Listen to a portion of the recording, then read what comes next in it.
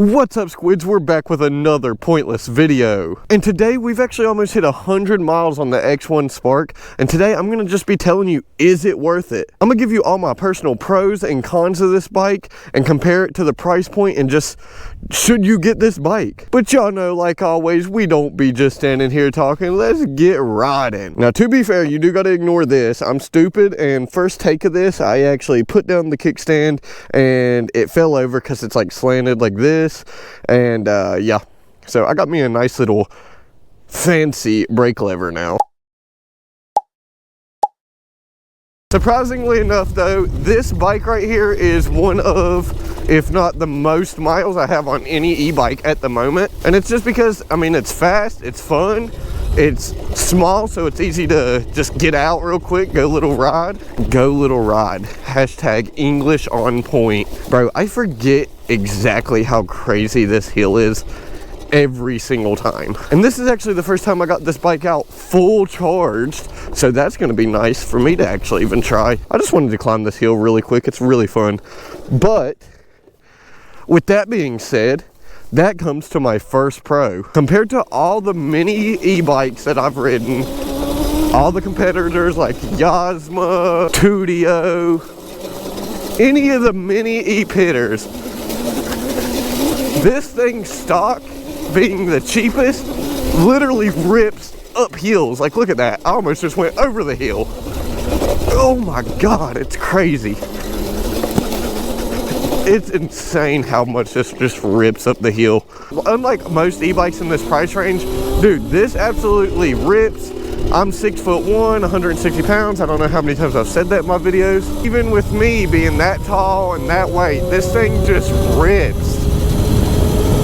It carries me up hills, no problem at all. I can ride up some of the steepest hills around here and I will absolutely be cooking like 40 to 50 miles an hour up them. On to the next pro, it's gonna be the freaking 60-volt battery. You're getting a 60-volt battery for less than $1,300, especially if you use that link in my bio, or even at this point you can go on TikTok shop and I got a few videos that have the product link. This 60-volt battery and all things combined, it gives you good range, like up to 50, 60 miles. Now, let's be real, that's probably on mode 1 only. But on mode 3, it also gives you just that insane torque, dude. I mean, it tries to take you out the back of the seat.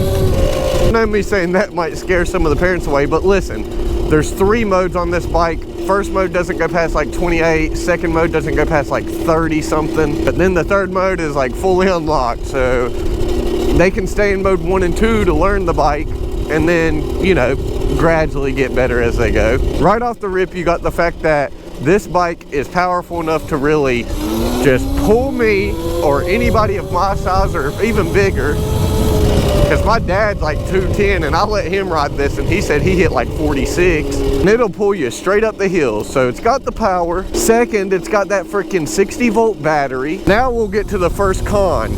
But I can't really hold this against the company because from what I'm hearing in my comments and stuff, it's actually already fixed. I got one of the very first versions of this bike and I got this half twist throttle. Y'all all know, if you've watched my videos, I hate a half twist throttle. It doesn't affect the bike, it doesn't affect performance or anything like that. I don't like how they feel, I think they look hideous. It does nothing to the bike, but it is personal preference. From what I'm hearing in my comments though, people are saying theirs are coming with full twist throttles. So this issue, or quote unquote issue, may already be fixed, which is pretty dope. Let's be honest, one of the most obvious pros of this bike is this thing is 1,200 bucks. If you have like a code or something, like you can use my link in my bio, that will make it, what, I think either like 8% off, 10% off. So this is one of the fastest, most affordable bikes on the market, and nobody can fight that alone.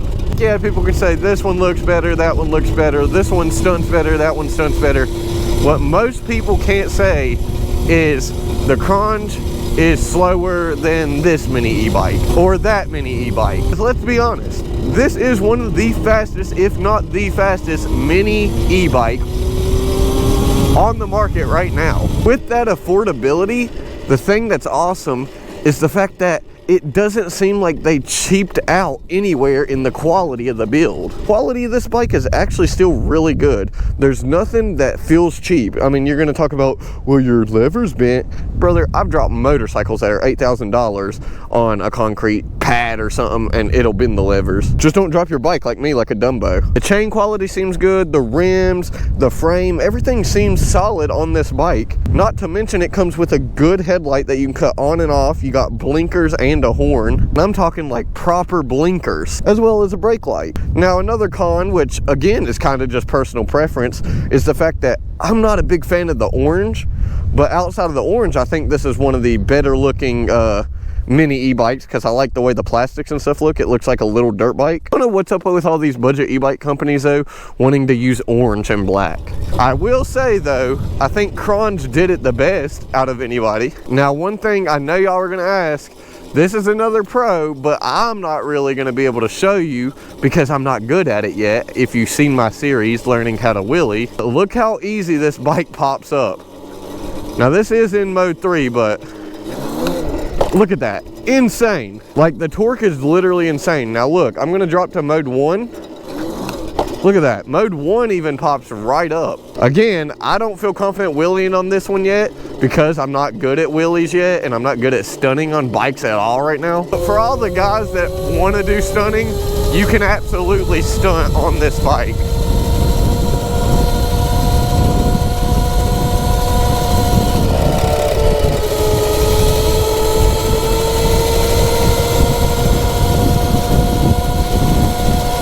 It's crazy how fast this little sucker is, dude. To be fair, this video is gonna be a little bit shorter because I'm freaking freezing, brother. It's only 38 degrees right now, but it's supposed to be like 18 inches of snow this weekend, starting in 2 days. So I was like, I better make a video today if I wanna make one. 'Cause I'm about to be on it heavy this year.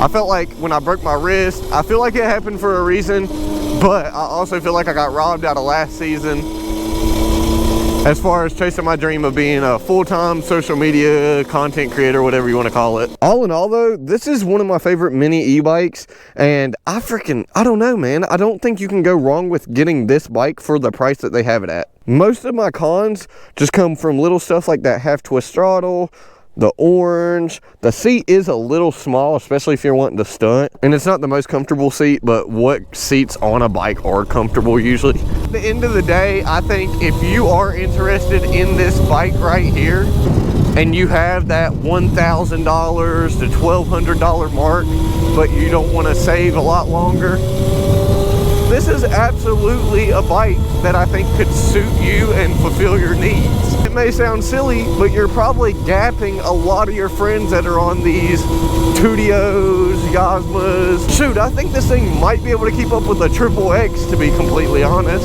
The torque and how fast it is feels quicker than my Qronge Lightbee was, which is wild to even think about because it's such a small bike. This bike is genuinely impressive for the price and for what you're getting.